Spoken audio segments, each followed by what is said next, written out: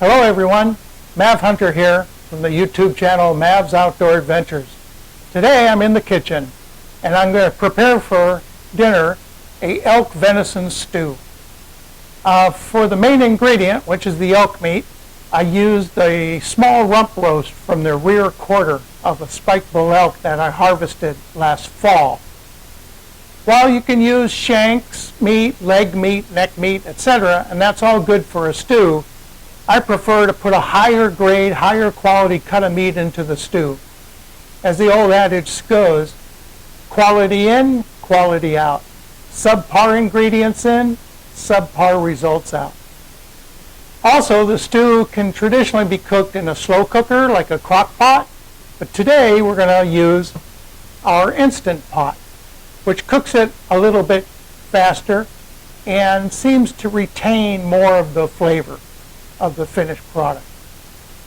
I've taken the time in today's video to pre-cut all the vegetables, the Yukon Gold potatoes, the celery, the carrots, and then later on, when the cooking's done, is when we'll add the petite peas and the pearl onions.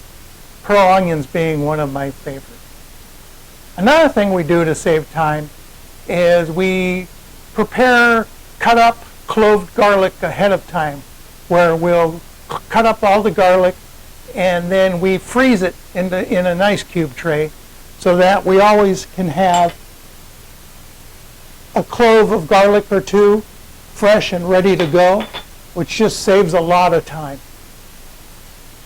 Anyway, enjoy the video as we prepare this elk venison stew. And here we have our pre-cut elk meat. And as I mentioned, this elk meat was cut from the rump roast, the small rump roast of a rear quarter of an elk. And the elk meat here has been seasoned with just simple salt and pepper and about a tablespoon of Worcestershire sauce. It's been marinating here for a little bit, about 30 minutes.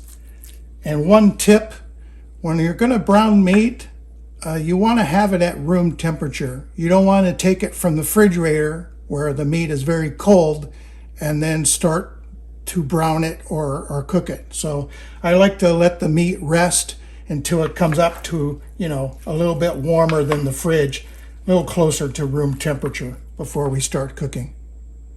But there we have it. Pure organic elk meat for our stew. I prefer to use a cast iron pan. In this case, it's one of my cast iron cooking pans from my camping gear.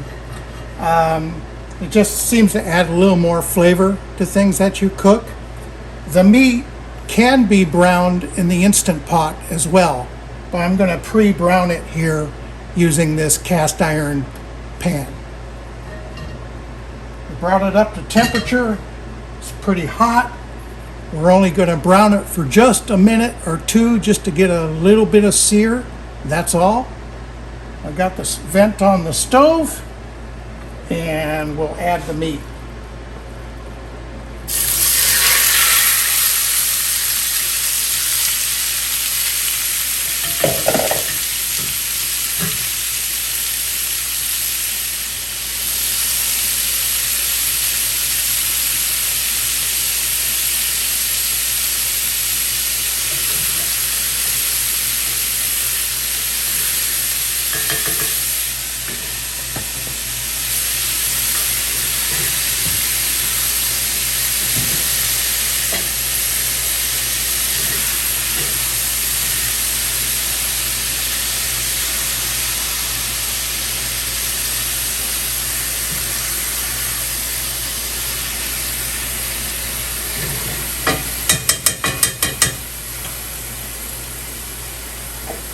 We turned off the stove. We just let the meat sort of just chill in the pan here for a little bit.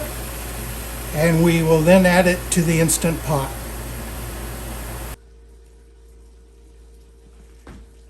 And now that we've browned our elk meat and we've got it in the Instant Pot, we put the Instant Pot on saute We're going to add a little butter here for a little extra flavor. We're going to let that saute with the butter in the Instant Pot for about a minute.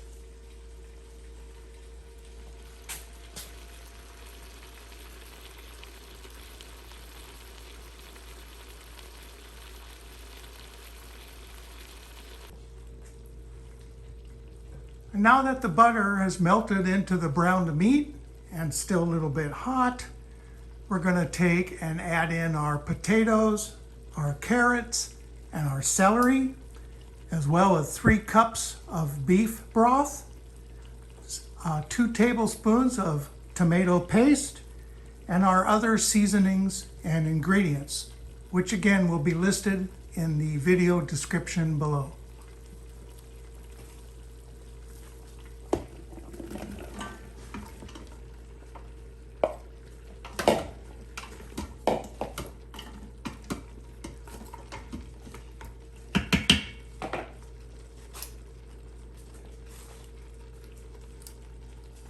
There goes the tomato paste, our 2 bay leaves, and all our other seasonings, our pre-cut, pre-frozen garlic, makes that convenient, 3 cups of beef broth,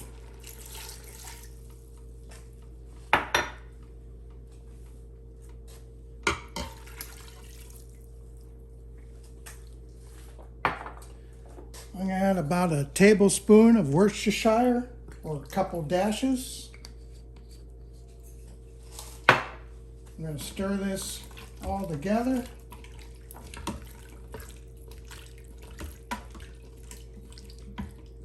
I like my stew a little tangy. I'm going to add a little bit more pepper. There we go.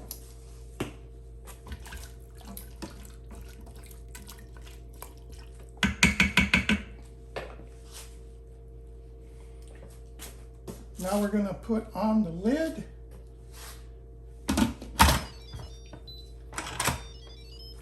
And we're going to seal it and lock it. And now we're going to add our cook time. So we're going to pressure cook.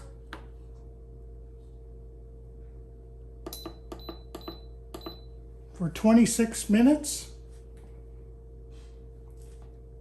And at 26 minutes, it'll release the steam, and then we'll see how our stew turned out.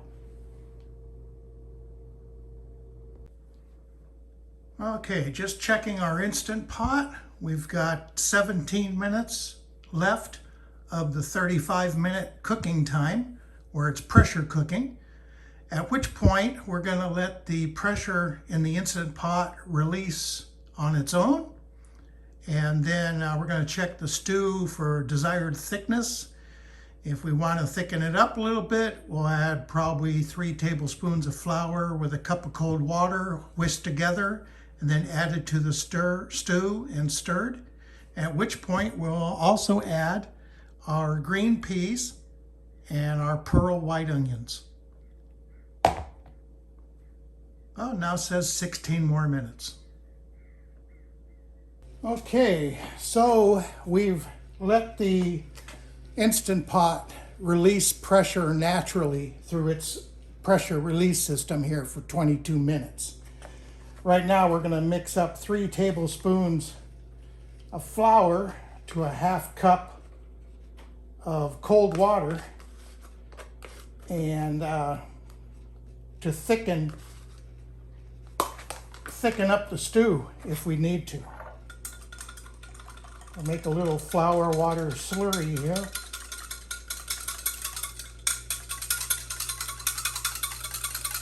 We also have our peas and pearl onions ready to add as well. And now we're going to force release the rest of the pressure.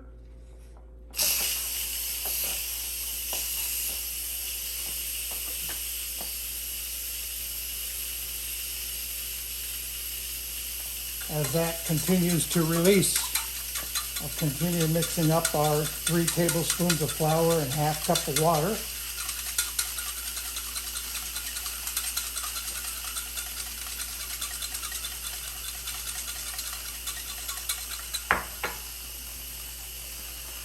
Okay, we force release the pressure. The red button, which was sticking up, is now sticking down, so that means it's safe to take the lid off of the Instant Pot.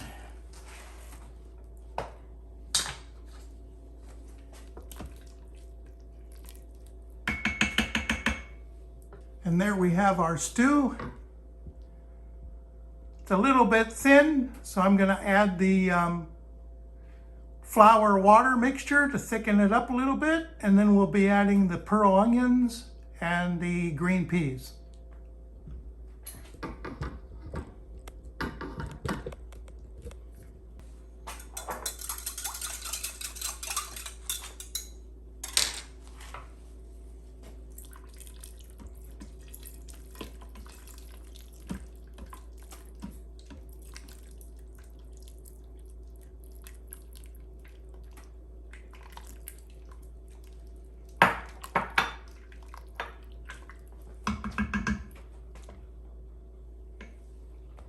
And now we'll add the pearl onions and the green peas.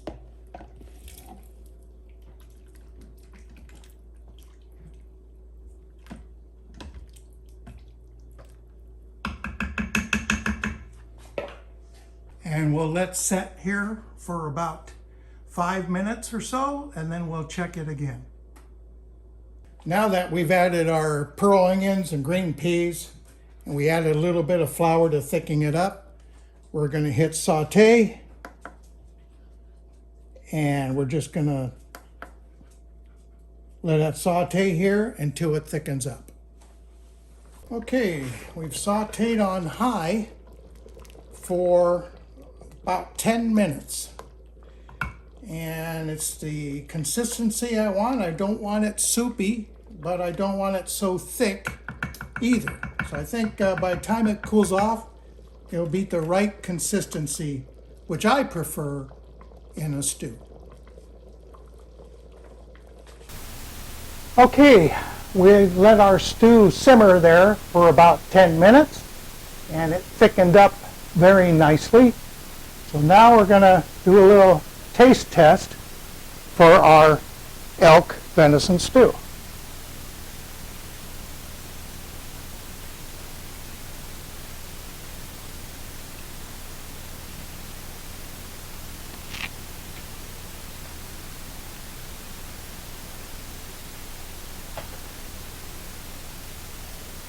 Still nice and hot. The pearl onions stayed intact into the little round ball onions that they are. And that's what's important with the peas and those pearl onions, is to add them after the 35-minute pressure cook period ends. And then the 10-minute to 15-minute saute period begins, where you can thicken up the stew with a little mixture of flour and water. And that way, just simmering and sauteing for that 10 to 15 minutes, the pearl onions are intact and round, and they don't fall apart that easily.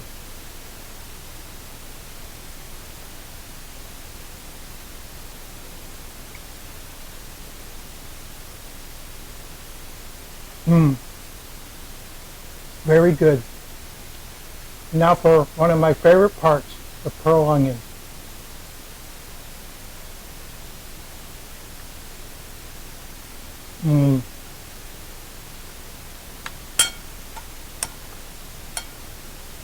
The flavor's definitely there. There's absolutely no wild game taste, and I think adding the beef bone broth helps with that. But what also helps is to start with a good quality elk meat. An elk meat that's been kept clean and cool from the field to the refrigerator to the freezer to the stove and finally into the stew. Quality in, quality out.